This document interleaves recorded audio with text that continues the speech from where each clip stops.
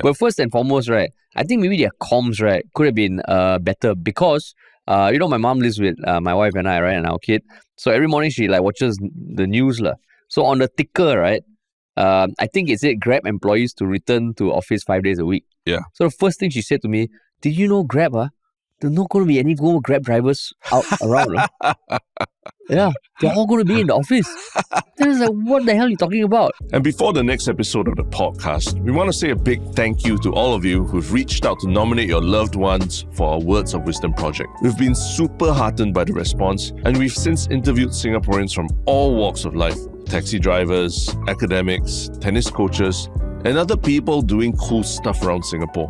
For those of you who haven't heard, Words of Wisdom is our series of in-depth interviews with 60 Singaporeans aged 60 years and above to capture their life lessons as podcasts. This project is part of Singapore's SG60 celebrations and is supported by MCCY. So if you know a Singaporean above 60 with an unforgettable life story, you can nominate them to be interviewed and have their words of wisdom captured for posterity. Now we have a limited number of slots for recordings this month, so head on over to our website at folklory.com/words-of-wisdom or click on the link in our bio to send us your nominations today. Each recording will only take about 30 minutes, but the lessons they leave behind will last for a lifetime. And now, on to the podcast. What's up, everybody? Welcome to another episode of Yala, your thrice weekly podcast where we talk about the hottest news with a touch of what, Terrence? Good old humor. Good old humor, man. Yeah. Wow. I'm trying to open up my eyes. Energy, yeah. No, I mean, there are comments that maybe my eyes are too small. Sometimes not from me. Not from me. Not from me. 1 week from Deepa Valley, and you have the cheek to make fun of other races. To clarify, it was not me. It was not me, but Terrence, why so insecure, Terrence? No, not insecure. I just want to present my best self to the world. Oh, see, if there was no audio, people would think you're mocking me. Oh, yeah. Because that's what people used to do when I was younger. Oh, yeah. Oh, you mean open the eyes to mock you? Yeah. Because, my eyes are... But nobody's going to say it. But, okay, it was not a racial thing, right? It's not racial It's not racial, but it's still a physical thing, right? I mean, I got that also through my whole life. But, it's not like your mockery is worse than my mockery, right? I never say it's worse, right? I'm just saying that in this instance, it could also be seen that way, lah. Yeah, but, I'm saying that it's not racist or anything. Yeah, but it's still not playful jabbing. Playful. Playful. You know how many times people call me goldfish my whole life or not? Oh, why? Yeah? Because your nice lips or because of my big eyes. Oh, I never knew. I didn't know. Bro. I don't even know what so you think goldfish got nice lips? Like, yeah. Don't they have nice lips and everything? And I don't know whether the lips is the first thing that people think of when they think about goldfish. I would imagine the 3-second memory, apparently. Oh, yeah. Yeah. But, those are not bad, terrible nicknames to have. You had any nicknames? Being fat and everything, tough club and all these things. Yeah. Isn't that I cannot blackfish. worse? I cannot blackfish. Blackfish? Why blackfish? Because instead of goldfish, but I'm dark skin. Oh, that doesn't even make sense. That joke doesn't even make sense. Yeah. See, because you don't understand the plight, okay? Blackfish. But I told the guy off. Intersectional. Intersectional. Correct. Intersectional racism. Yeah. Yeah, man. But yeah, wow, here we are. End of the week, 3 hardcore episodes. No guests, right? No guests, man. We've had a lot of things to talk about this week, right? Yeah. But here we are on a Friday, scraping the bottom of the barrel for things. Yeah. But still, it'll be an exciting episode. No, but that's why it was surprising that it was that hard to find topics worth talking about today because it feels like there's so much going on. But when we dug, Pritam's trial, we already talked about it. Yeah. Oxley Road. More to come. Oxley Road, talk about it. Yeah. Even Pritam's trial is just based on what we see on the news. We didn't get a chance to go this week. Yeah. There will still be more to come with that, right? I believe so. Yeah. Even Oxley feels like there's more to come because there's some new announcements about NHB potentially looking at preserving it, and feels like that's not going to end soon also. Yeah. Not anytime soon. Yeah, and then the US elections are around the corner. Yeah. But that one is so far removed that almost, this is a whole series of episodes. We are so far removed. Yeah, in some way. Oh, yeah. We can only comment on the stuff that really catches attention, like the Trump McDonald's, right? Yeah, correct. But all the other intricacies of it, I haven't been following as closely. Yeah, man. Yeah. But yeah, there's still stuff happening in Singapore. Happening in Singapore, which we will jump into. But Anything you want to shout out before we jump into it? I think as always, if you like this podcast, please like, share, follow, subscribe. Leave a rating on Spotify. That's one quick way that you can really help the podcast get visibility. Yeah, Right. yeah. And I mean, sometimes you get prompted to leave a rating, but if you don't know what we're talking about, below our podcast, there's like this 5-star or 4-star rating. If you just click it, all you need to do is press one button, give a couple of stars, and you're set. Yeah. I think right now we have like 1,200 ratings, but it hasn't gone past 1,300 yet. Yeah. Let's hit 2K. Let's hit 2K, man. 2K. 2K by the end of the year. Yeah. But yeah, cool. Cool. So, we said that there's not much news, but for a big group of people, this news that this announcement we're going to talk about is very distressing, right? I think. And it might not affect you personally, but I'm sure at some point or another you have interacted with this brand itself, right? And what is this big brand? The big brand is Grab, and the big announcement today is that as of 2nd December 2024, all Grab employees will be required to work 5 days a week in the office. And that was done through an email during a town hall that happened on the morning of October 24th, which is yesterday. Yeah. The news got in touch with some employees. On the basis of anonymity, they acknowledged that, yes, it is confirmed that it will start on December 2nd.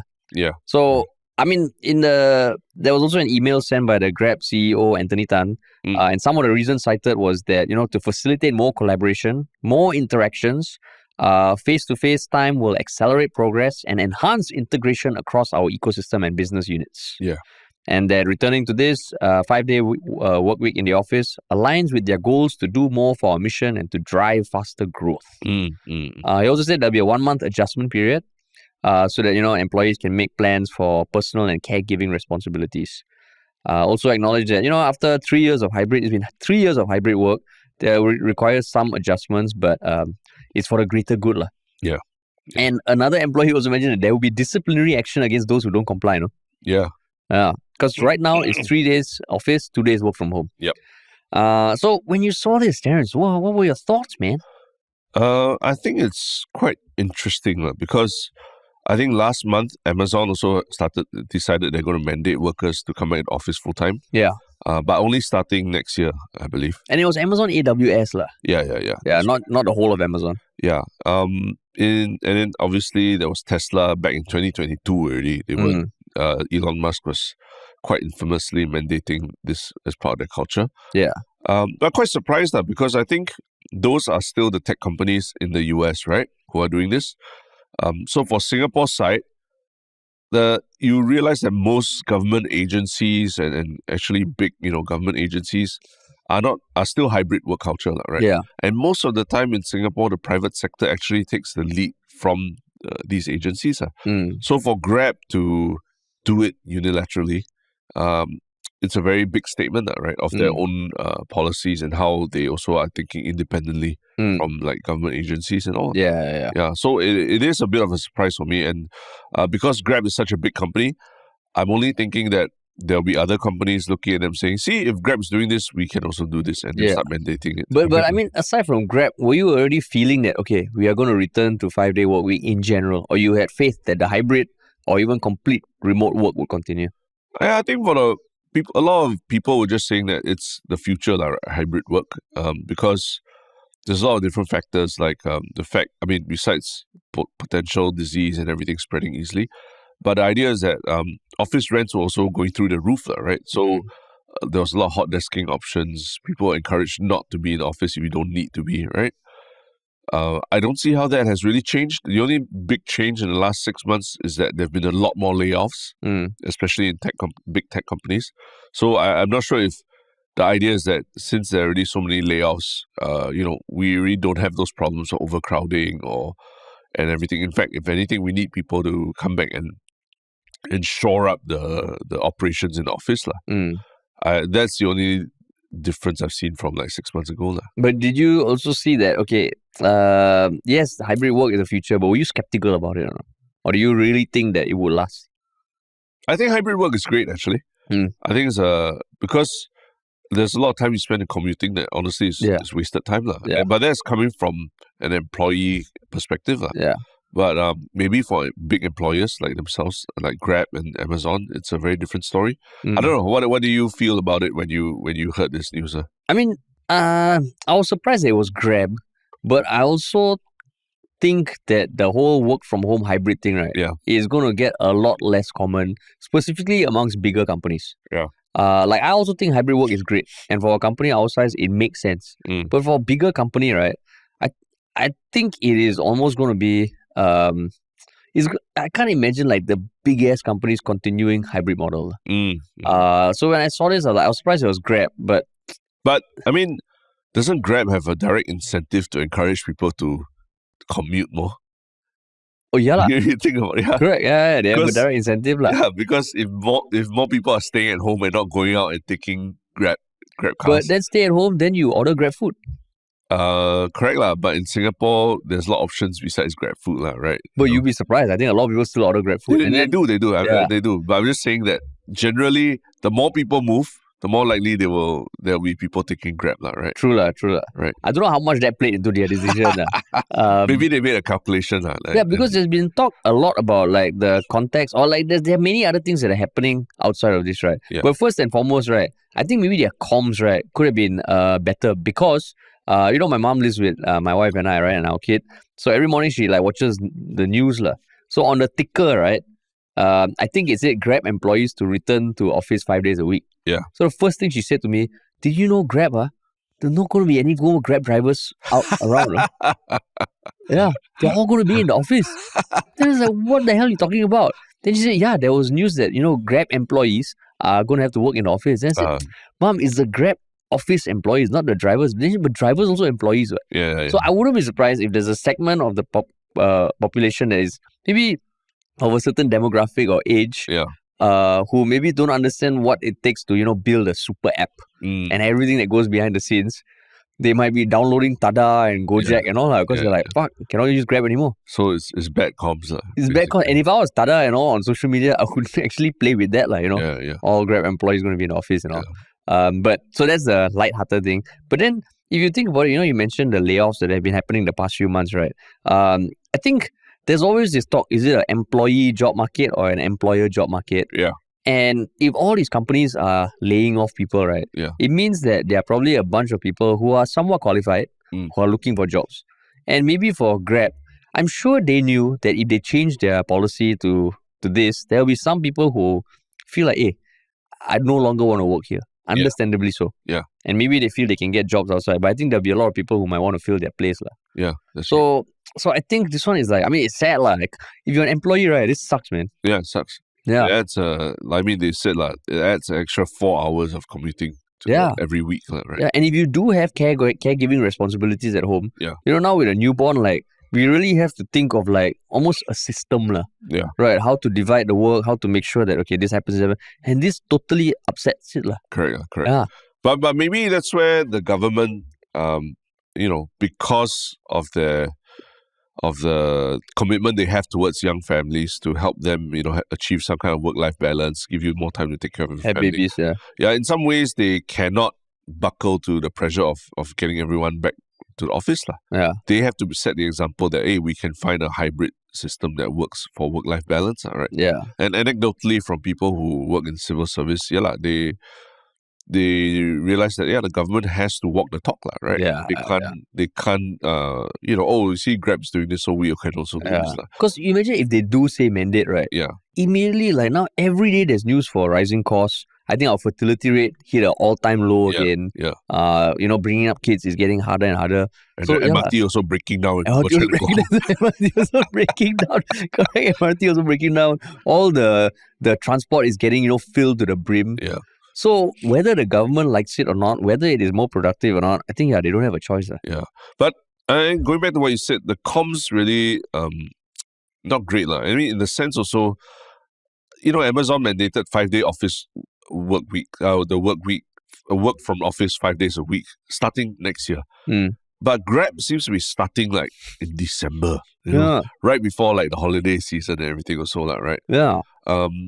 Usually, if you read the psychology books and all that, they always say the best time if you want to do change is do it like in line with some big actual external change, right? Yeah. Like you want New Year, at the start of the year, you always have New Year resolutions because, it's a fresh start, right? Everyone just starts and you can sort of hit reset and you don't feel so bad like, exercising more or going on a diet or something. So in some sense, I don't know why they had to do it like around the holiday period when everyone's like getting the mood for like, chilling out. Or then suddenly sorry, you have to come to office 5 days a week. Because generally everything kind of slows down, right? Yeah. Whether your industry has ebb and flows with the seasons and the holiday season, everything generally slows down end of year. Yeah. This one Like wrapping it up. No, but then what is also happening on December 2nd? What? Remember there was this new mandate by the government that all employers must have processes for workers to request flexible work arrangements. Oh, I see. Okay. It's also starting in December. Oh, in December, I see. Yeah, so it's a bit ironic, like there was all this talk. And this was also something we talked about on the podcast about the guidelines that were launched on April 15th. Basically, it states that an employer must have a process for employees to raise a request for flexible work from home arrangements. I see. They never say what happens after that process, but there must be a process in place. Okay. So maybe December, I don't know, it feels a bit too... Maybe Grab was thinking if they don't launch it in December, then people might have more requests. I don't know. But it just feels odd. On one hand, exactly what you're saying, right? The government is pushing for more flexible work. Yeah. But this private, like this public listed company is saying, you know what? Screw flexible work. We're all coming back. Yeah. Maybe, in some sense, they are shoring up for more requests for people to work from home, right? Yeah. And they just want to mandate at the start, so that, okay, if you're not happy with it, send us an actual email, right? Because that's the actual process that you need to go through. Yeah. But do you agree with the stance of what like Anthony Tan, the CEO, said, more face-to-face collaboration? That one, it would help us do our mission better and, strive to... Because I think they also said that in the months that they had to come back from work from being completely remote, something about how they saw that, there was actually... a lot of benefits that came with that. So since returning to the office 3 days a week post-COVID, we've seen stronger team bonds, better problem solving, and launched several key product innovations. Yeah, that's right. Yeah. I mean, in some ways, they are so big and all that. They have different needs from other companies, right? I mean, they literally launched their own, they have their own campus, right? The Grab campus that I think launched in the middle of COVID 2022. Yeah. And if you spend all that money building your own building and then designing it such that people enjoy working there and it's a very collaborative environment, it's quite sad to see it empty also, right? Yeah. I would imagine. So as that kind of giant employer, probably they don't have the issue of like office rent and all. I mean, they just have to maintain the space, but generally they have the space, right? Yeah. So it's maybe they feel that it's a bit of a waste that they spend so much building the building and then they're not using it. So I do get where he's coming from, and having read about how, like, say, for example, how Steve Jobs designed, or at least how he influenced the design of, say, the Pixar offices in the early days, right? Where they very deliberately, I think the famous anecdote is that they really put the toilets in the areas where people from the furthest department have to walk there, and everyone has to walk towards the everyone has to walk towards the toilet together, and they will cross paths. And that's how they actually facilitated inter-department collaboration. And sexual harassment. Whole separate topic whether hugging someone for too long is sexual harassment. Hugging someone for too long at a corporate party is sexual harassment. But the interactions that people have when they bump into each other in an open space and all are very different, right? From, let's set up a call and then we call and then we talk and all that. It's true. But that doesn't necessarily mean it needs to be 5 days a week that you go to office. It could be 4 days a week office, 1 day, hybrid or something. Yeah. And I mean, I also do feel that, so I think completely remote work, right? I don't think that is the best. Because even for us, right, for the longest time, we were doing the podcast remotely. Yeah. Which was, in our bedroom, just set up camera, record. And you can argue the audio still comes out, sounds great. Yeah. But even if we do video, it's missing something. But even taking the visuals aside, having a face-to-face interaction. I remember the first time we started recording the podcast, I don't know for you, I had to get used to looking at you directly while we are recording. You mean just like last year when we started to come back from? Yeah. Oh, okay. Because when we were doing remote, right, I can look at the screen, I can look at articles. And then this one, I think the first few, like I was looking at my laptop and you were looking at your laptop also or something. Yeah. And like someone pointed out, hey, it's a bit weird if both of you are looking at your laptop while talking. Yeah. So I mean, the one can't help it lah. Some people have a aura when you see them in person, right? And maybe I'm one of those people, the special aura that you see in person. Perhaps. I mean, there are positive and negative auras, Oh yeah. So you do have an aura, okay?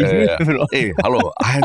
When I come here, your eyes are like searing into my retina. Your eyes are staring at me, deep into my soul. But don't you feel I'm engaged? Scary lah. No. Eye contact is one of the pillars of building rapport. It's so aggressive. If I was a girl, I'd feel like, whoa. No, if I'm smiling, my eyes also are smiley, right? If I smile like this, Terence. For those who saw the video, tell me if that looked friendly or it looked like scary. If someone looks at you like this in your eyes, how could you not feel a connection? It looks like the movie Smile. There's a movie Smile, yeah. And then there's a sequel Smile 2. Now that's what it looked like when you were looking at me just now. It felt like that. Captivated. I mean, horror movie. It's a horror movie. No, but I mean, like even when we have guests or even within our team, right?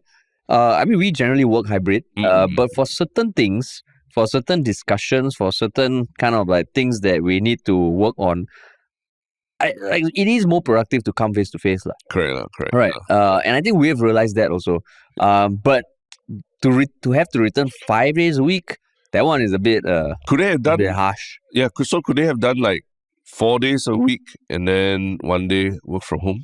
Like you think wouldn't that achieve the idea of they're still in collaboration? Yeah. But there's 1 day where you can just focus on working, you don't have to worry about commuting. Like to go from 3 odd days in office to 5. Yeah. I remember the last time when we were at the age where either army or something, when they went from 5.5 day work week to 5 day, right? Yeah. Just that half day Saturday that we didn't need to fucking go in anymore was a world of difference. Yeah. Yeah, but now to go from 3 to 5, or how about there's even talk about what about a 4-day work week? What would that be for the future, right? Yeah. And people are talking about trialing it in other countries and things. Yeah. But here, Grab seems to have gone the opposite direction already. Because the reality is also, unlike the government, Grab is a publicly listed company, right? Yeah. And based on whatever financial info I could find, they're still not profitable. Yeah. Right? So you can imagine, even if there's a 1 percentage point increase in productivity, there is a case I can imagine for why they will want to bring back employees. Because ultimately they have shareholders to answer to, and as a publicly listed company, your bottom line is fucking important. Yeah. For government, you can still talk about the social value of what you do and the precedents you set. But for a company like this, I just didn't think it would be Grab. But it does also make people question whether they want to work for you, right? Yeah. Whether it's current employees or potential employees. Yeah. So you can also argue that there could be a brain drain that comes out from this announcement. Right? But at the same time, with all the layoffs that have been happening amongst tech companies, maybe for them it's like, okay, there's all these people who just got laid off. Correct, yeah. You think they would give up like a job at a company like Grab, which has a good standing as a place to work, right? Yeah. Just because it's 5 days? No, I think there'll be no shortage, man. So do you think this is basically the world starting to turn the chapter or turn the page on COVID and all the effects of COVID? Everything that we learned from COVID. I don't know whether COVID per se, but I do feel there'll be more and more companies that would resort to 5 days. And ironically, it'll be the government that cannot push back against it. Wow, then we have really become like socialist government. Yeah. We mandate that no, you cannot go back to office 5 days a week. Yeah, wow. Because Grab does this, okay lah. But if the government starts doing it, you can imagine, especially with, I know like this is a leap, but with elections coming up and all that. Yeah. Right. Everything was so linked to elections coming up. It just so happens that it's and suddenly after elections, 5 day work week. You are the uncle at the coffee shop. Everything also is elections. This who you vote for lah. 5 day work week, this who you vote for. 70% said yes. 70% said yes. But okay, how about I mean, you say that there are more companies that will be doing this, but do you think that essentially the issues of like being in the office and everyone falling sick and all that, we've already sort of just moved past that already. Yeah. That one I think we have. We have.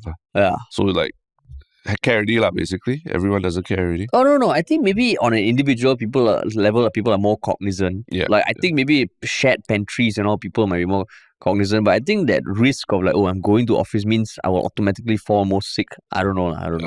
Like, maybe some people having it, but I think a lot of people have moved past it. But what do you think? No, I mean, also remember recently the government also has been clamping down a lot more on telemedicine providers, right? Correct, like correct.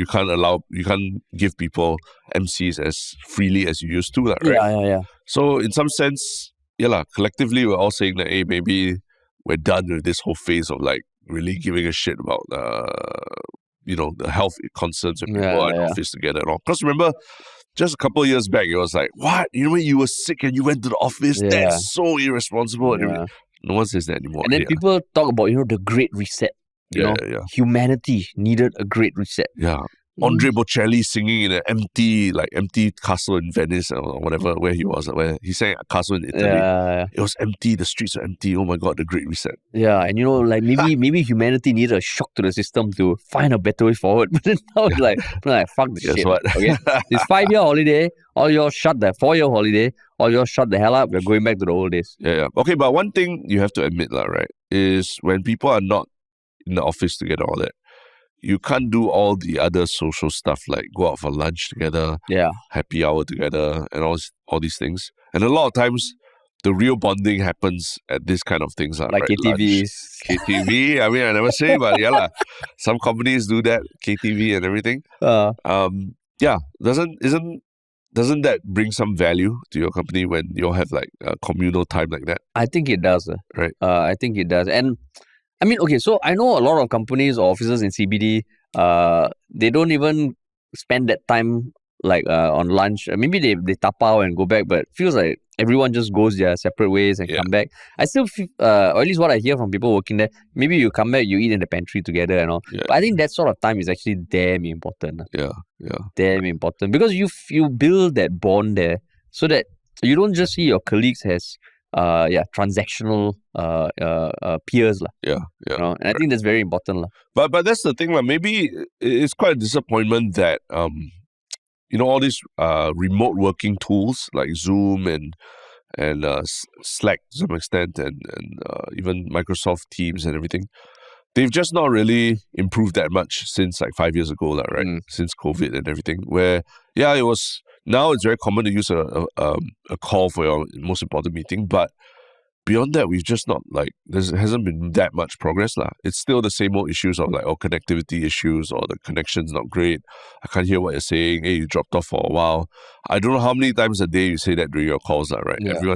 Everyone thinks everyone says that, but we know there were all these meta glasses, AR glasses, and all that would help us work remotely better, but none of those have really come to the mainstream. And even those things, where your office, your digital office is like a playground, you can go and have these coffee chats, water cooler chats. I think that was just a bubble. Yeah, that was just Mark Zuckerberg just spending billionaire money. Yeah, just having fun. Okay, going back to office, right? Can you see any silver linings to it from the perspective of an employee? From an employee's perspective? Yeah. I mean, if you don't have any major commitments at home like caretaking or children or anything like that, I mean, it's fun right, to be able to interact with people more and not feel lonely or feel like you're alone doing work, right? So I guess for that sliver of the population, it's good lah. Yeah. Do you see anything good? I mean, because I think it's like very easy to just say, working from home is so much more productive. Yeah. Like you get to have work-life balance and all that. But I think also understanding that, because last time when I used to live at home with my parents, right? Like just being at home with your mom there or your dad there, it changes the dynamic lah. And once you get your own space or you live with friends where you can really carve out your workspace at home, it makes a big difference. But not everyone has that opportunity. Yeah. Right? And because now also with our kid and all, between my wife and I, we are like always still figuring out how to make it work such that I can also contribute now that I'm back at the office, right? Yeah. And ironically, sometimes being away from the office or having like, okay, I'm going to be away from this time to that time, actually helps us plan better. Because if I'm at home, then the expectation that, okay, I still need to do work, but if I'm at home, I want to help out, then it gets a bit fuzzy. And that's what we've seen over the past week or two. Yeah. But I think, like, I still feel that hybrid is the best way to go.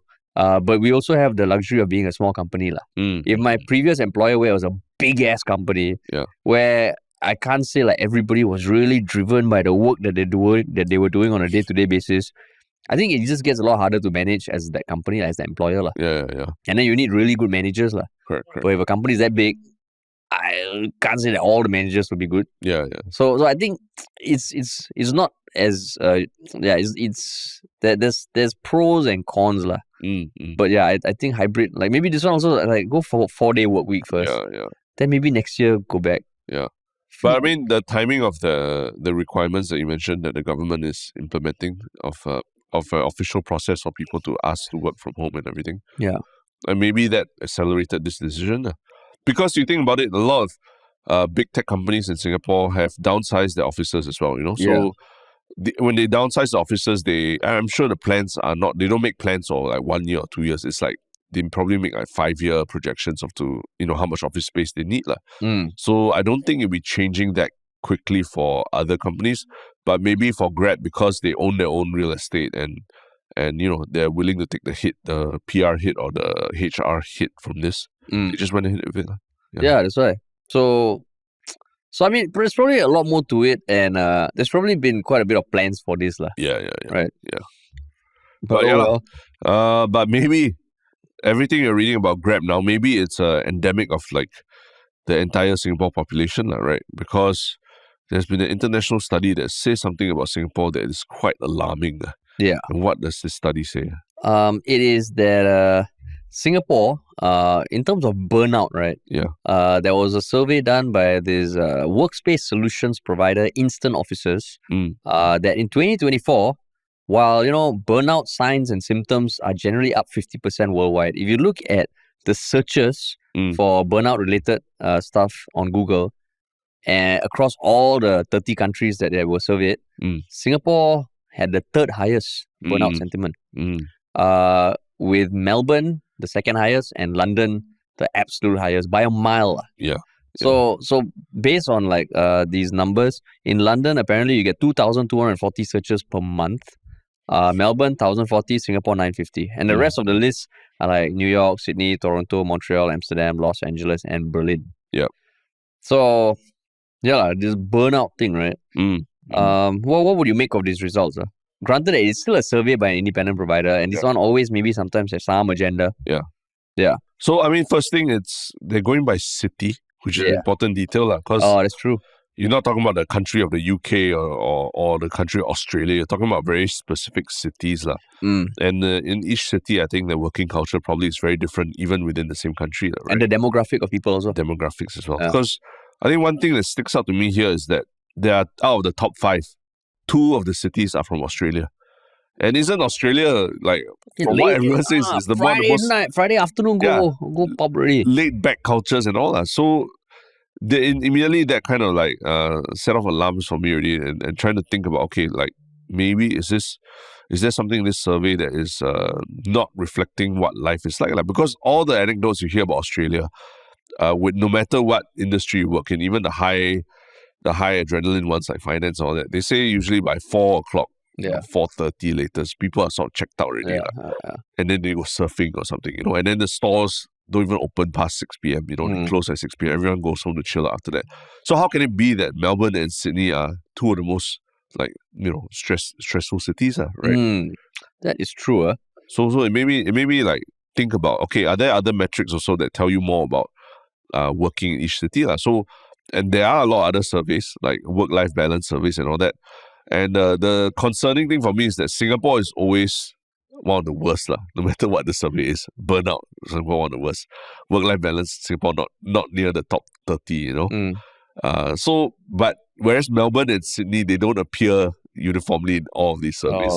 So for some reason, Singapore just keeps appearing every time we talk about work stress or something. Some more now, 5-day work week. Exactly, 5-day work week at Grab. So that says to me a lot, that in Singapore, the workers are probably a lot more stressed and have a lot less like work-life balance compared to other cities. Yeah. And I mean, basically burnout is defined by the WHO, the World Health Organization, as an occupational phenomenon caused by prolonged workplace stress. Symptoms include energy depletion, cynicism, and reduced professional efficiency. Yeah. So just now when you said, like Singapore is burnout, I mean, I think everybody who in the workforce in Singapore has felt this at some point or another. Yeah. But yeah, which goes back to what we were saying earlier, right? Why the government cannot go from hybrid to back at office. Yeah. With all the survey results and all, right? And regardless, like what you said, regardless of who does the survey, Singapore generally has a reputation now. Correct, yeah. Right. Because damn stress, burnout, everything damn expensive. Yeah. There's this survey by KISI or KISI, Cities with the Best Work-Life Balance 2022. And then, aside from work-life balance, they actually have a ranking for top overworked cities in the rankings. Number 1, Dubai. Number 2, Hong Kong. Number 3, Kuala Lumpur. Number 4, Singapore. Number 5, Montevideo. And I think Singapore also routinely among the cities with least hours of sleep. yeah, exactly. So it's like all the other cities, sometimes they come in, sometimes they're not there, sometimes they're there, sometimes they're not there. Singapore is always there. Every time we talk about work stress or no sleep or lousy work-life balance, we're always there. And because Sydney, Melbourne, I have some extended family in Australia and they may be living in Sydney, but then once they have a family, they go a bit out. Suburbs, Then maybe the kids go to Sydney for university and all. Yeah. So it's very transient. Whereas Singapore, everyone is just here. We're just here. Just here. We're a city, we're a country. Maybe you move from Punggol to, Joo Chiat and then to Woodlands. Yeah. But everyone's just burning out. Yeah, everyone's burning out. So, it actually is not a good look for Singapore. Another one of these, yeah. What other things are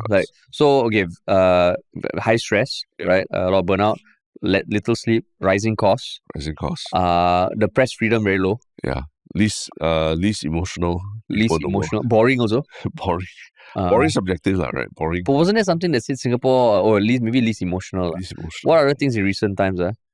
Ministers cannot fly one night to Doha. Yeah, correct. But then also the kids, our school kids are doing very well in international creative, not creative, math and science, right? Math and science measures. Yeah. But stress and burnout is a real problem, right? It's a real problem. Yeah. But that said, the fact is that people are still, a lot of expatriates are still, choosing to come to Singapore in spite of knowing all these things about there.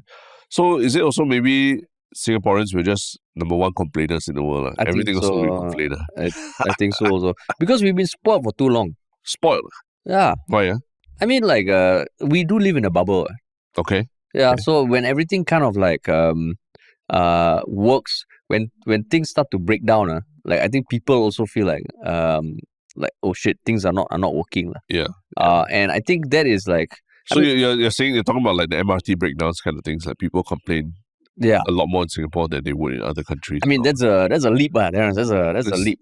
Being insensitive. No. I'm just saying, even for me, we both grew up in 80s and 90s, right? Where Singapore was coming up and it was progress. But when things start to get a little cramped, then I find my expectations also hey, if it's not working, fuck, I have to wait for the train for 3 minutes. Yeah. This is preposterous, It is a bit unrealistic, and that's almost like a double-edged sword of growing up in times where there was a lot of progress, Yeah. So I wouldn't go so far as to say that Singapore complains a lot. Yeah. But I think the bigger thing is that we are a city state. Yeah, we are a city state, and we don't have the hinterland to run off to over the weekend. Correct. But I think work culture also adds to it, For me, my experience working, even in very high adrenaline jobs, like I said, in finance and all, in the US, I think at least at the place I work, people were still a bit more respectful of your personal life and your personal time. If you had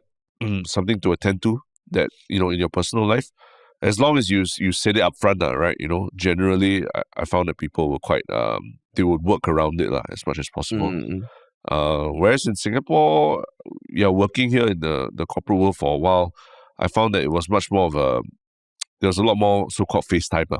You cannot go home before your boss goes home. That kind Do you think now it still exists? I think so. At least, maybe not in all companies, but definitely there's still a segment of population that still has to deal with this kind of thing. Yeah. But the fact that it wasn't that long ago that all this was still rampant, right? And it doesn't, I think it'll take a whole generation or two to change that kind of culture in the workplace as well. Yeah. And if you just sit on Reddit for a while, you'll see a lot of these kind of posts about, oh, my boss don't let me go home or scold me for coming in later than him, that kind of thing. So I think it still exists, yeah. But I mean, like, yesterday Tristan was the one who told us to cut our lunch short. Correct. Yeah, Tristan's he's a paragon of efficiency in our office. Cut the bullshit talk. Cut the bullshit, guys. Okay, can we go? Yeah, okay. We're like, oh yeah, okay, let's go. But what we were doing was bonding. That was bonding. That's what we were doing. Bonding over lunch. Yeah, that's right. Yeah. No, but like I think also the thing about shit, I lost my train of thought. But I think the work culture also definitely plays into it. And I mean, even as a parent, right? Like hearing from you, your kid goes to school. There's so much competition. There's so much pressure. Yeah. It also adds to it, lah. Correct. And I think that's the reality of Singapore. But Terrence, we are a little red dot, no. We got no natural resources. Correct. Can we take our foot off the pedal or not? Well, I mean, the question is, what does it mean to take your foot off the pedal, right? Yeah. Does it mean that you are creating a lifestyle that people want to come to Singapore to experience? If they know that they're just walking to a pressure cooker I mean, are those people going to come, right? That's a big question. It seems like a lot of people still coming. There are people still coming, but those are also, I mean, there's a lot of different factors in why people choose to come here and set an office, right? Yeah. But there's also a lot of MNCs that we know that are packing up and shipping out of Singapore as well, right? True. So, are things like high cost of living, does that attract people to come here? High stress rates, does that attract people to come here? That's a question we need to ask. What does it mean to take your foot off the pedal? Or does it mean to just recalibrate your priorities and to make the environment more livable for everyone? The right? social compact.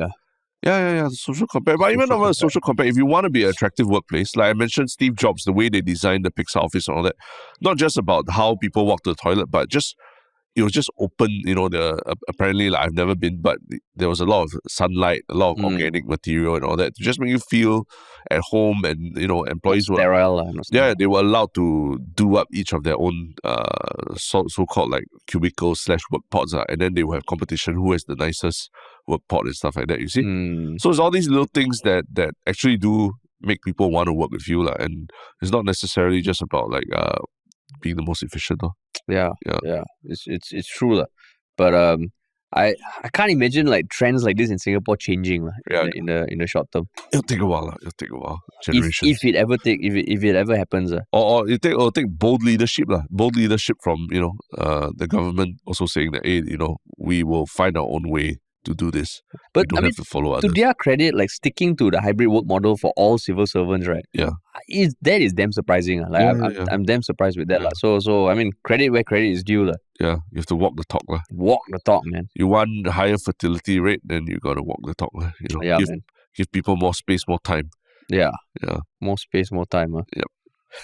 Suddenly they have like these fertility pods at workplace pop up. Oh, I mean, those will be very popular. I think they'll always be used. But not necessarily for like, properly making a family within a nuclear family. just being fertile. Just being fertile. Yeah. Wasn't there that was what people were saying about remember SMU had the study, like they took the old MPH building. Yeah. That was near SMU, then they converted it to a study area and all that. Yeah, it was open 24 hours or something. 24 hours, and there was a lot of shenanigans going on subsequently. Don't think those shenanigans contributed to fertility rate. Too young also. Too young. Those people are not thinking of starting families yet.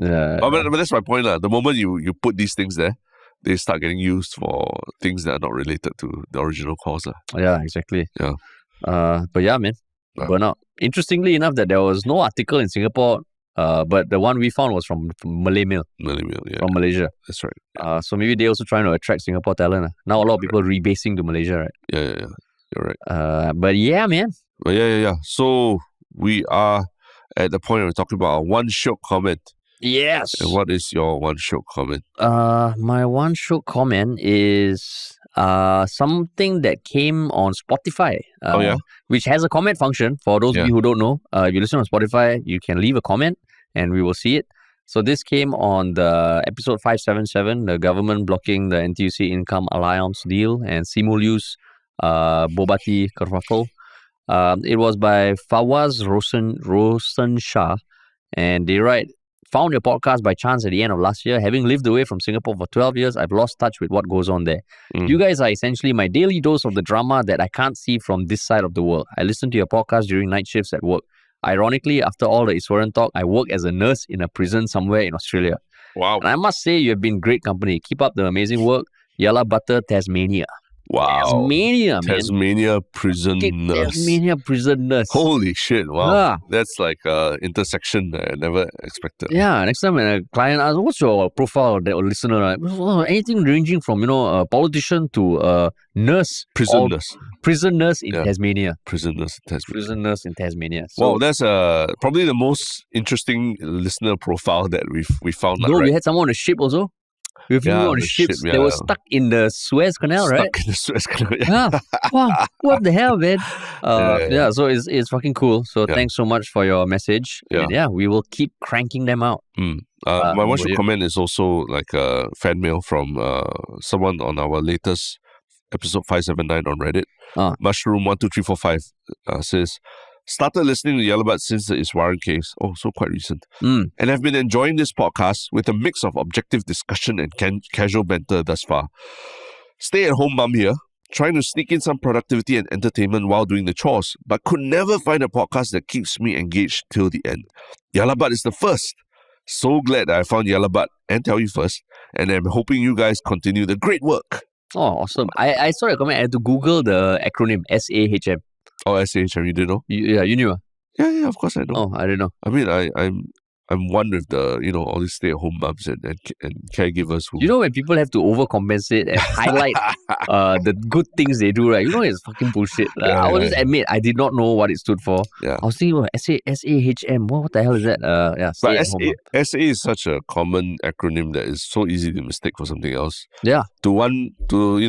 Watch collectors, SA is sales associate. To some people, SA is sexual assault. Oh, that's true. So SA anything in general is there's just too many users. Yeah, and then SAHM. I was like, what's this? But lucky the acronym came up quite fast. Correct.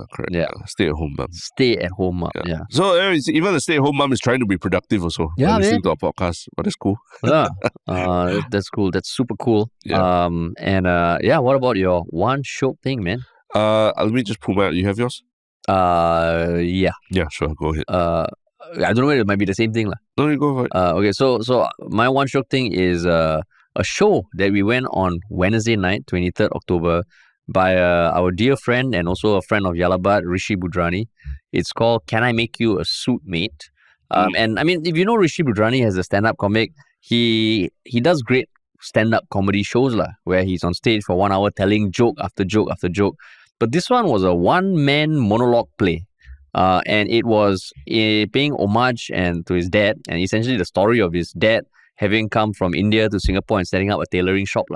So it was the first few minutes, I was like, wow, he's going to do this for 1.5 hours on stage by himself.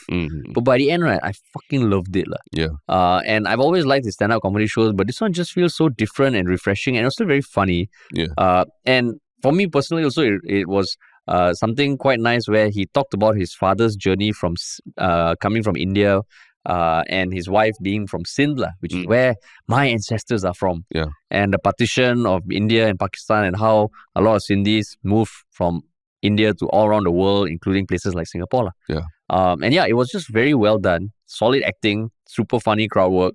And I really, really enjoyed it. And it's still running till Sunday. Yeah, correct. Yeah. And in case you think that only Sindhis or Indian people can appreciate it, I really enjoyed it also. Yeah. I really enjoyed it, just putting out there, because it was really about his relationship with his father. Yeah. And in some ways, paying homage to his dad and really just honoring his father's story.